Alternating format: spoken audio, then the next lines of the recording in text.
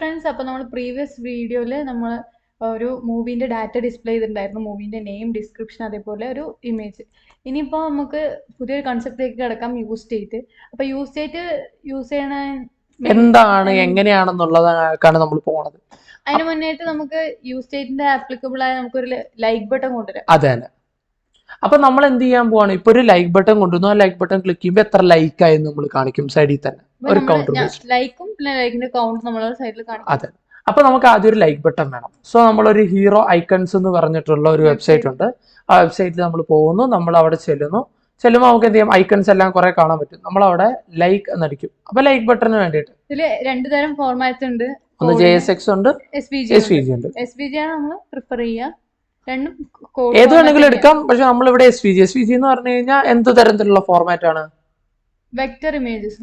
Okay. അപ്പൊ vector images quality increase ചെയ്യാൻ പറ്റും. അത് തന്നെ. നമുക്ക് ക്വാളിറ്റി ഇൻക്രീസ്, നമുക്ക് ക്വാളിറ്റി മെയിൻറ്റെയിൻ ചെയ്തുകൊണ്ട് പോകാം. എത്ര സൈസോ എത്ര ലാർജ് ആക്കിയാലും കുഴപ്പമില്ല. കാരണം നമ്മൾ ജസ്റ്റ് ഇമ്പോർട്ട് ചെയ്തിട്ട് നമ്മൾ യൂസ് ചെയ്യേണ്ടത് നോർമലി ജാവാസ്ക്രിപ്റ്റ് കമ്പോണൻസ് ഒക്കെ യൂസ് ചെയ്യുന്ന പോലെ.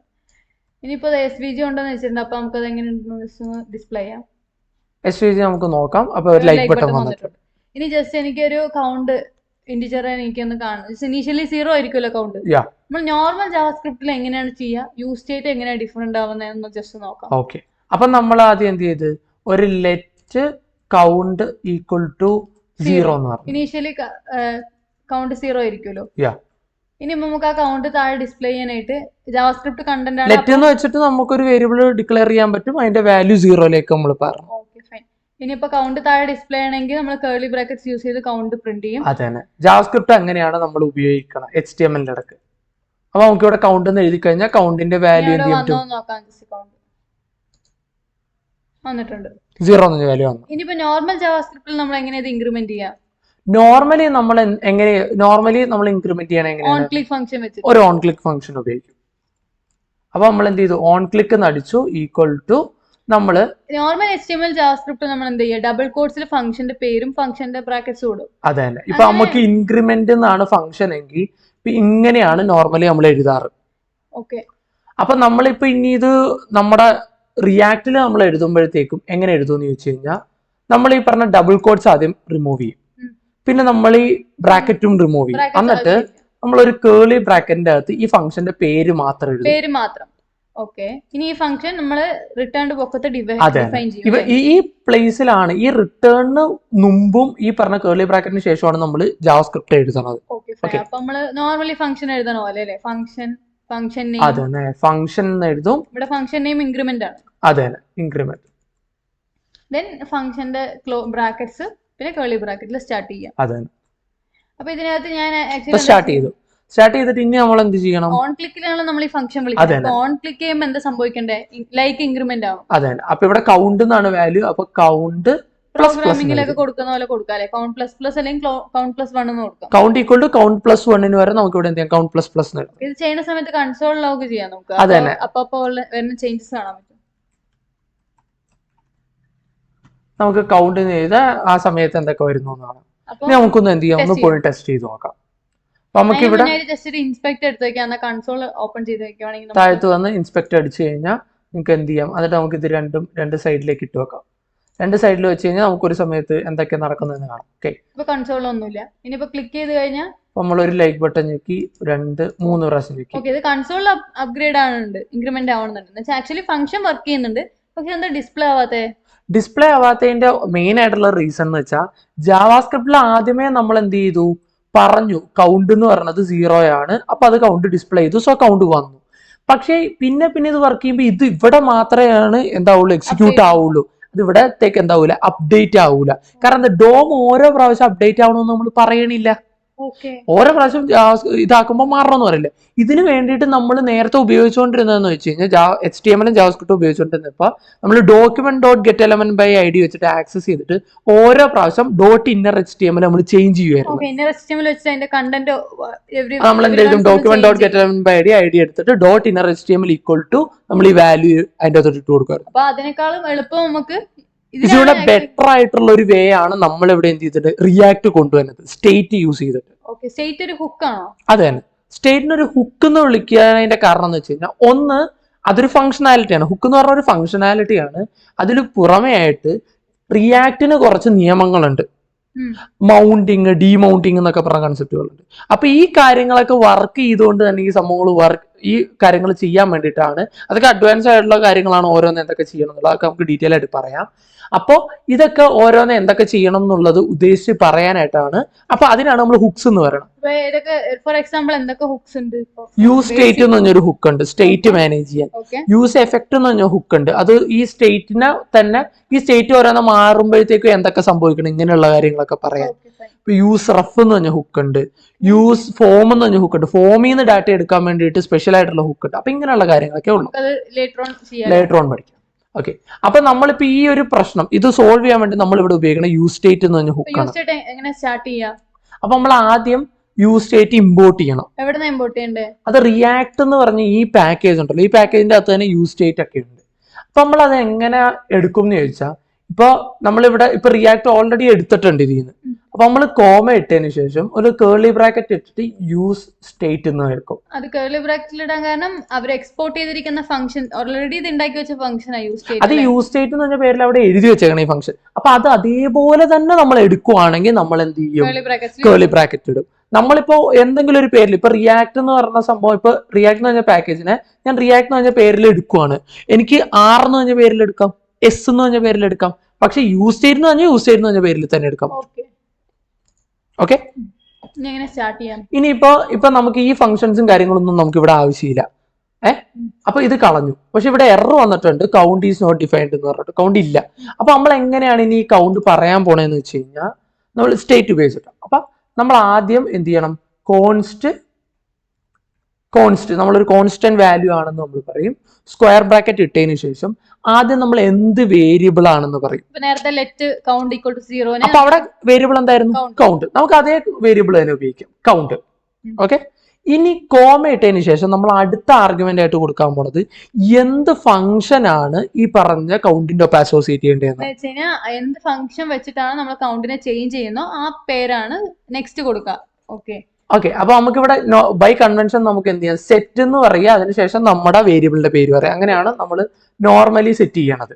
അപ്പൊ കൗണ്ട് ഒരു ഫംഗ്ഷൻ നെയിം എന്ന കൺവെൻഷൻ എന്ന് പറഞ്ഞാൽ സെറ്റ് ഫ്രണ്ടിൽ ഇടാം, പിന്നെ വേരിയബിളിന്റെ പേര് set count. Okay, set count എന്ന് പറഞ്ഞ ഫംഗ്ഷൻ വെച്ചിട്ട് മാത്രമേ നമുക്ക് കൗണ്ട് ചേഞ്ച് ചെയ്യാൻ പറ്റുള്ളൂ. വേറെ ഒരു വാല്യൂ വെച്ചിട്ട് ഒരിക്കലും ചേഞ്ച് ചെയ്യാൻ പറ്റൂല. കൗണ്ട് ഒരിക്കലും ചേഞ്ച് ആവില്ല. ഇനി സ്ക്വയർ ബ്രാക്കറ്റിന് പുറത്തിറങ്ങാൻ ഈക്വൽ ടു ഇട്ടതിന് ശേഷം യൂസ് സ്റ്റേറ്റ് എന്ന് നമ്മൾ എഴുതും. ഓക്കെ, ഇതൊരു ഫംഗ്ഷൻ ആണ്, സോ നമ്മൾ ബ്രാക്കറ്റ് ഇടും. ഓക്കെ, ഇങ്ങനെയാണ് നമ്മൾ ഹുക്ക് എഴുതുന്നത് കേട്ടോ. അപ്പൊ യൂസ് സ്റ്റേറ്റ് എഴുതി. ഇനി ഈ ബ്രാക്കറ്റിന്റെ അകത്ത് നമ്മൾ ഇനീഷ്യലി ഒരു വാല്യൂ സെറ്റ് ചെയ്യണം. ഇനീഷ്യലി ഒരു വാല്യൂ സെറ്റ് ചെയ്യണം എന്നാണ് കാരണം. എന്താന്ന് വെച്ചാൽ ഇനീഷ്യലി ഒരു വാല്യൂ സെറ്റ് ചെയ്തില്ലെങ്കിൽ നമ്മൾ എന്ത് ചെയ്യില്ല, പ്രൊസീഡ് ചെയ്യില്ലല്ലോ. നമ്മളിപ്പോ അല്ലെങ്കിൽ നമുക്ക് എന്ത് ചെയ്യാം? സെറ്റ് കൗണ്ട് വെച്ചിട്ട് സെറ്റ് ചെയ്യാം. അതെങ്ങനെയാ നമുക്ക് പഠിക്കാൻ ഡീറ്റെയിൽ ആയിട്ട്. നമ്മളിപ്പോ ഇനീഷ്യലി ഒരു വാല്യൂ സെറ്റ് ചെയ്യുക 0 എന്ന് പറഞ്ഞിട്ട്. അതെ, ഇൻക്രിമെന്റിന്റെ ഒരു എറർ ഉണ്ടാവും. ഇപ്പൊ ഇവിടെ നമ്മൾ കൗണ്ട് നോക്കി, കൗണ്ടിന്റെ പ്രോബ്ലം സോൾവ് ആയി. ഇനി നമ്മളിപ്പോ ഈ ഓൺ ക്ലിക്ക് തൽക്കാലം ഇപ്പൊ ഒന്ന് കളയുവാണ്. അപ്പൊ ഇപ്പൊ നമുക്ക് ഇത് വർക്കിംഗിലേക്ക് വന്നിട്ടുണ്ടോ? 0 വന്നിട്ടുണ്ട്. ഓക്കെ, ഇനി ഇപ്പൊ നമ്മൾ ഇത് എങ്ങനെ ഇനി ചേഞ്ച് ആക്കും? അപ്ഡേറ്റ് ആക്കും. അപ്ഡേറ്റ് ആക്കാൻ വേണ്ടിട്ട് നമ്മൾ എന്ത് ചെയ്യും? അതെ തന്നെ, ഓൺ ക്ലിക്ക് ചെയ്യുമ്പോൾ തന്നെയാണ് ചെയ്യണം. അപ്പൊ ഓൺ ക്ലിക്ക് ഈക്വൽ ടു നമ്മൾ കേർലി ബ്രാക്കറ്റ് ഇടുന്നു. ഇതിന്റെ അകത്ത് ഇനിയിപ്പോ നമ്മൾ എന്ത് ചെയ്യും? സെറ്റ് കൗണ്ട് എന്നുള്ള ഫംഗ്ഷൻ ഉപയോഗിച്ചിട്ട് ഇപ്പൊ ബ്രാക്കറ്റ് ഇടുക. അപ്പൊ ഇതൊരു ഫംഗ്ഷൻ, സെറ്റ് കൗണ്ട് എന്നൊരു ഫംഗ്ഷൻ ആണ്. ആ ഫംഗ്ഷൻ വെച്ചിട്ട് കൗണ്ടിന് ചേഞ്ച് ചെയ്യാൻ പറ്റുള്ളൂ. ഇതിന്റെ അകത്ത് എനിക്ക് എന്ത് ചെയ്യാം? ഒരു വാല്യൂ ഇട്ട് കൊടുക്കാൻ പറ്റും. ഫംഗ്ഷൻ എഴുതാൻ പാടില്ല, വാല്യൂ ഇട്ട് കൊടുക്കാം. അല്ല, ഇപ്പൊ എനിക്ക് എന്ത് വാല്യൂ ആണ് ഇനി കൗണ്ടിന് അടുത്തത് വേണ്ട. ഇപ്പൊ ഞാൻ ഫോർ എക്സാമ്പിൾ 10 ആണ് വാല്യൂ വേണ്ടതെന്ന് വിചാരിച്ചു. ഞാൻ 10 എന്ന് അടിച്ചു കഴിഞ്ഞാൽ എന്താവും? ഇവിടെ ഇപ്പൊ ഒരു എറർ വന്നിട്ട് too many rerenders React റീസേഴ്സ് നമ്പർ ഓഫ് റെൻഡേഴ്സ് എന്ന് കിട്ടും.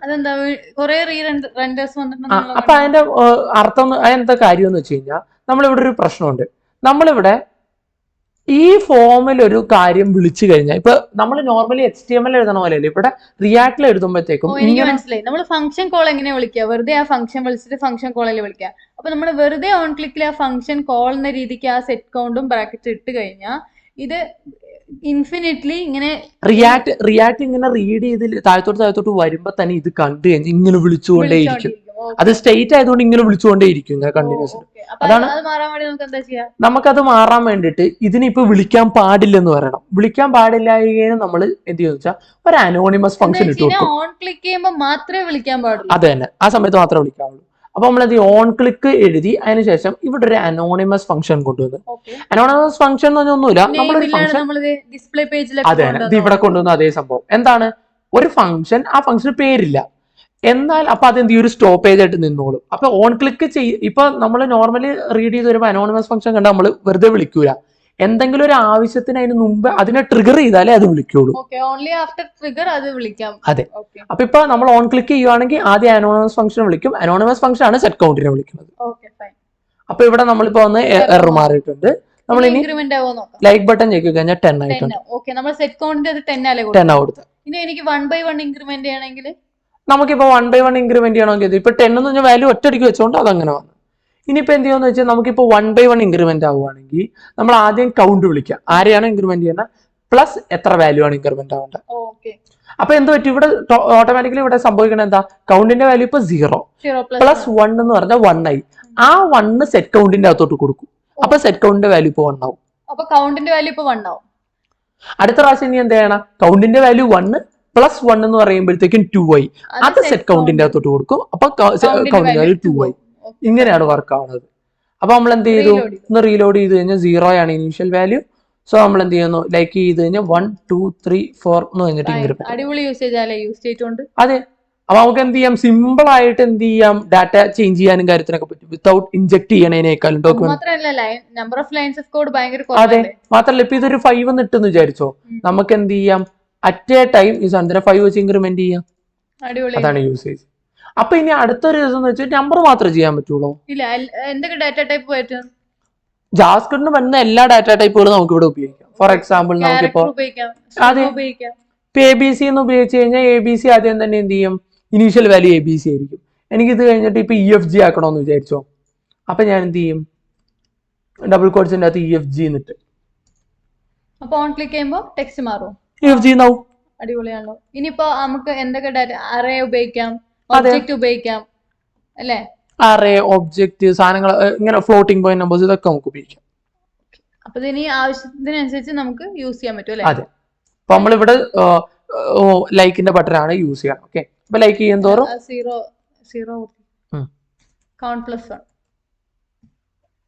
അപ്പൊ നമുക്ക് എന്ത് ചെയ്യാം, ഓരോന്ന് ചെയ്യണതിനനുസരിച്ച് ഇൻക്രിമെന്റ് ചെയ്തു പോകും. ഓക്കെ. അപ്പൊ നമ്മൾ എന്ത് ചെയ്തിട്ടുണ്ട്, സ്റ്റേറ്റിനെ കുറിച്ച് നമ്മളിവിടെ പഠിച്ചിട്ടുണ്ട്. ഇനി ഇപ്പൊ ഓരോരോ യൂസേജ് വരുന്നതിനനുസരിച്ച് നമ്മൾ എന്ത് ചെയ്യും, കൂടുതൽ ആപ്ലിക്കേഷൻസ് പഠിക്കും.